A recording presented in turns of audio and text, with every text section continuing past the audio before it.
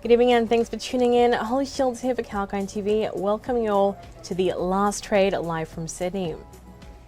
The Australian shares started the week on a positive note amid firm global cues and a strong rally in telecom and utility stocks. Market sentiment was also lifted by a flurry of big mergers and acquisitions deals, which helped reverse previous week losses. The domestic market also saw a surge in buying ahead of the central bank meeting scheduled tomorrow. The benchmark ASX 200 index ended 47.10 points, or 0.64% higher. The index gained as much as 1% during the session, crossing above its 125-day moving average. Then on the sectoral front, all indices barring financials closed in the positive terrain. The telecom sector hogged the limelight with a 2.5% gain, followed by utilities, which rose 1.8%. Consumer discretionary, tech, healthcare, industrials, energy, A-REIT and consumer staples all settled higher with decent gains. Bucking the bullish trend though, financial sector was the only loser on the sectoral front, ending 0.4% lower as a lower than expected earnings by index heavyweight Westpac weighed on the mood.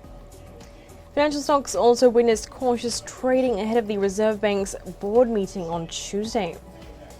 The central bank is expected to keep interest rates unchanged, while it may shift policy towards the next rate hike given the substantial rise in bond yields last week. Meanwhile, the materials sector was the smallest gainer, dragged by gold stocks. Shares of the gold mining companies tumbled following a fall in prices of the yellow metal. Now for a look at the top gainers and losers, while the top winner on the ASX pack was a minerals exploration company, Cobra, which ended 5.8% higher. Some of the top performers include software business WiseTech Global, natural health business Blackmores, diversified financial group Janus Henderson, and crop protection and seed tech company Nufarm. On the losing side though, Westpac Banking, Australia's biggest four lender, was the worst performer with a 6.7% loss. Other notable losers include healthcare firm ResMed, gold mining company St. Barbara, Oz Minerals and Silver Lake Resources as well. Now let's check out the stocks that grabbed investor attention today, starting with newly listed company Judo Capital. Aussie-based neo-lender made a stellar debut on the domestic exchange, rising as much as 5.7% to hit an intraday high of $2.21 against an issue price of $2.10. The shares commenced trading on the ASX after successfully raising $657 million in their IPO. The company issued 311 million shares, which comprised of both new and existing shares. Judo Bank is Australia's first challenger bank for small and medium-sized businesses and is the first fully licensed Australian bank to IPO in 25 years. The IPO comes less than 3 weeks after Judo Bank was granted its full banking license in April of 2019. And second on the list was online underwear retailer Step One Clothing, which surged on its IPO listing. The share price of the company rallied as much as 76% to $2.70 against an offer price of $1.53. This is touted to be one of the largest underwear and clothing companies to list on the ASX. The direct-to-consumer online clothing retailer raised $81.3 million via an IPO, which opened between October 18th and the 25th this year. The company intends to use its IPO proceeds to support their growth strategies, including growing Step One's existing customer base in Australia and the UK, and then investing in establishing a presence in the US. Meanwhile, shares of Fortescue rose over 2% on a multi-billion-dollar deal with construction equipment company JCB. JCB has inked a multi-billion-dollar deal with Australia's Fortescue Future Industries to import and supply green hydrogen from the country to the UK. Under this agreement, JCB will purchase 10% of FFI's green hydrogen production, with FFI dealing with logistics and production. Now it's time for a short break, but stay tuned because I'll be right back with more trending market updates.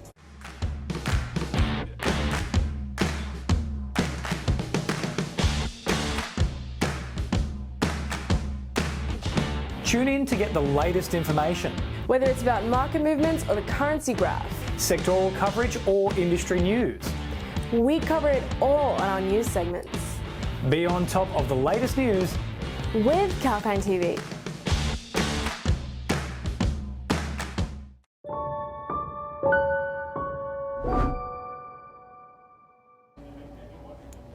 Hello and welcome back. Holly here with the market close commentary.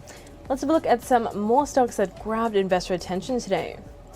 Well, shares of lithium exploration firm Gallon Lithium surged a whopping 14% following an exchange update. The company has received permits to build a Stage 1 pilot plant and new camp accommodation at its flagship Hombre Muerto West Lithium Brine project located in Hombre Muerto, West Argentina. And next up, real estate investment trust Charter Hall Social Infrastructure REIT. Shares of Charter Hall dropped over 1% after the property trust announced the acquisition of healthcare and childcare properties, $58.4 million. Next, the television and publishing business Seven West Media. Their shares rose nearly 17% after they inked a deal to acquire assets and business of Prime Media Group for $131.9 million. Cheering for the news, shares of Prime Media zoomed nearly 80%. Meanwhile, shares of Westpac Banking Corp dropped over 6.5%. The big four banks fell after the lender reported lower than expected growth in the annual cash profit. Meanwhile, shares of Ramelius ended lower after the gold producer proposed a revised bid to acquire Apollo Consolidating. Among others, AusNet Services shares rose as well over 4% after the energy company accepted Brookfield's $10 to $2 billion offer. And moving on to the next segment, let's have a look east towards the Asian markets. Well, Asian stocks were trading mostly higher today, led by Japan, which surged post-election results. Although weaker than expected Chinese manufacturing data spoiled the party, as investors also awaited the outcomes of central bank meetings in Britain, Australia, and the US for future directions. Japan's Nikkei was the best performer in the region, rising 2.4% to hit a one-month high after PM Fumio Kishida's Liberal Democratic Party did better than expected at Sunday's election. Investors cheered the exit poll results, which showed that Liberal Democratic Party would easily be retaining a majority. And all this as South Korea's Kospi also rose 0.5%, while Singapore's Straits Times jumped 0.8%. Among these, Indonesia's Jakarta Composite and a weighted index in Taiwan also traded higher. And following firm cues from Asian peers, India's BSE Sensex gained 0.8%. In the opening deal, bucking the trend, China's Shanghai Composite saw muted trades as a weak macro data index weighed on the mood. Hong Kong's Hang Seng dropped as well over 1%, while Thailand's SET Composite fell 0.3%.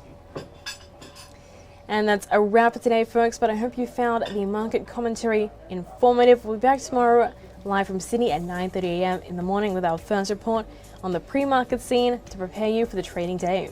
Take care and stay safe. Holly Shields signing off.